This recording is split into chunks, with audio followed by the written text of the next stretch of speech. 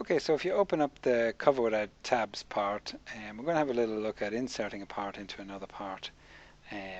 Not an assembly, just inserting a part into another part to use the features of it to make a different, add a little bit of body to the part itself. So before we actually get started on inserting, I need to roll back my fillet, not like I did in class, making the mistake of forgetting to do that. So roll back to fillet so we get a nice kind of square edge here to put our part in. So insert part, and we're looking for that tool body tab. Click open, and again you can see if I check the green mark it'll pop it in the center, but I'd prefer it to kind of be somewhere there-ish. Before you do that also, will you just check that locate part with move copy feature is selected. So if I place it in approximately there, look, the locate part dialog box pops up, and it's very similar to the assembly mates command, but remember it's not the assembly mates, we're not in an assembly as such in here. So let's go and do it pretty much exactly like the assembly though.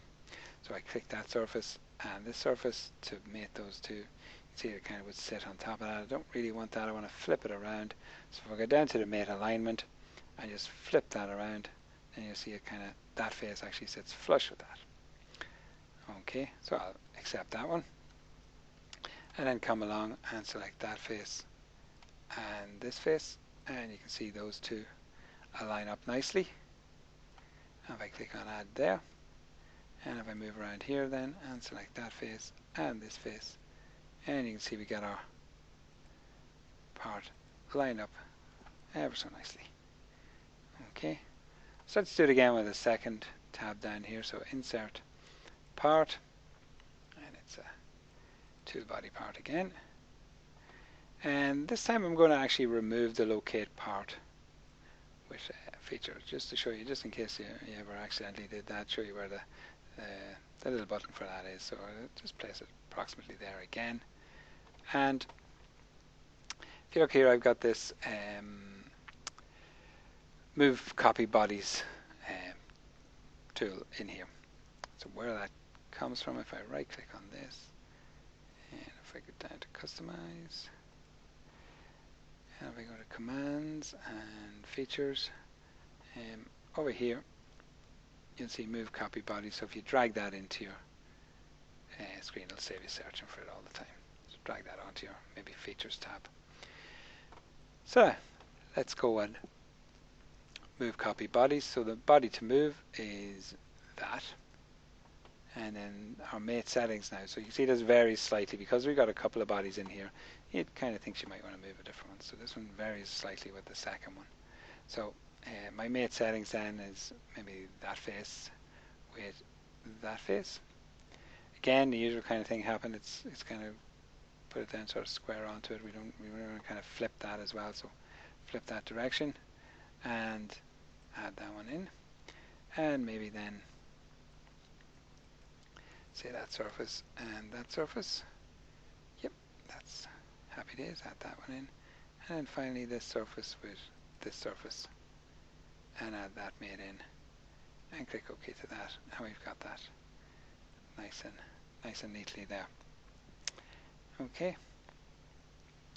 So now we want to the far side. So because they're separate solid bodies, let's have a little look at mirroring, and rather than entering in doing 4 of them like that, save a bit of time. So click on the mirror command, and the mirror plane is going to be this front plane, so right down the middle. We're going to mirror it about that, and instead of features to mirror, we're going to select bodies to mirror. So the bodies to mirror are going to be the this and this part. Okay, so if I click OK to that, and before I do that, sorry, nearly forgot, clicking the merge solids, click OK to that.